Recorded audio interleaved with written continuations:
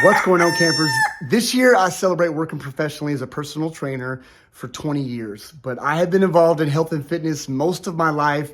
For sure, the last 40 years, I have done a lot of structured workouts. I've read a lot of stuff. I've done a lot of experimenting, and I've made a lot of mistakes. But the beautiful thing about mistakes is we tend to learn a lot from them, and I have learned a lot, and I'm very thankful that I've learned even from other people's mistakes. But hopefully sooner than later, I'm going to finish my book, and I'm going to distill all this information down into an easy format that I would like to share with everybody. But in the meantime, today I thought I'd talk about at least 3 things, maybe 4, that I would put at the top of this list. They're going to sound more philosophical, but they apply to everything in life. But specifically, I'm talking about health and fitness stuff today. So, number 1. The mind is the most important muscle that we need to strengthen and keep strong. The mind, our mind, is at the center of everything. When I've talked to people about improving their lives, and this applies to my own life, when there's things that I want to work on, I know that I have to be consistent with whatever I do. I have to have some, what they call resolve. I need to be focused and consistent, because consistency with anything, especially when you're doing good things, that's where you see the fruits of your labors. So if you're not consistent, you're not going to get the results you want. And all of that goes back to the mind. So the mind is at the center of it all, and never forget that. Number 2, everything in life, whether we know it or like it or not, fits into a bigger picture. Every single thing. We often get lost in the small details of things, but ultimately they're going to affect this bigger picture.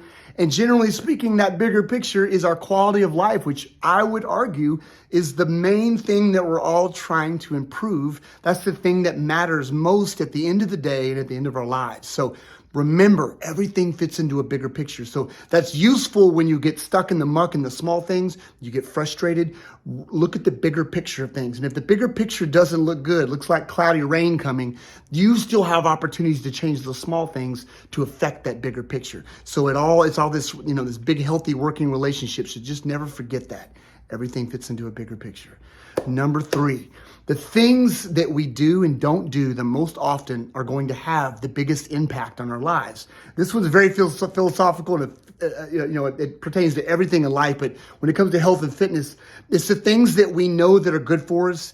When we do those most often, good things happen. It's staying away from doing things that we know we probably shouldn't do or don't do too often. It's the balance of the two. So if you're doing things you know you shouldn't do most often, and you're not doing the things you need to be doing, see if you could reverse that. Because again, everything fits into a bigger picture. And again, going back to number 1, it all starts with the mind. The last thing I want to end on today is, I often hear people talking about exercise and things you can do for your health that benefit your mind, your body, your soul, everything. And I'm just going to go out on a limb and say that I think walking is probably the greatest physical activity that anybody can do. When I was younger, I didn't appreciate it. Now that I'm older, I appreciate it a lot. A couple of years ago, I had a lot of stuff going on. I lost my mother, father, stepfather, my father-in-law, a lot of death, a lot of suffering, a lot of other stuff going on, all compacted inside the pandemic. And walking was kind of my savior. I would get up in the morning and walk. I would walk anytime I felt like I needed it. But now, fast forward to 2025, I walk 30 minutes typically in the mornings and 30 minutes in the evenings. I love being outside. I love listening to music most often. I love sunrise and sunset when I can get it. But the walking, I'm not necessarily counting as exercise. Some days I walk more brisk. Some days I walk a little slower. I'm not worried about all the small details on that. I just walk often, and I try to get about an hour of walking a day. You don't necessarily need to do that, but I do suggest a 20 or 30 minute walk a day.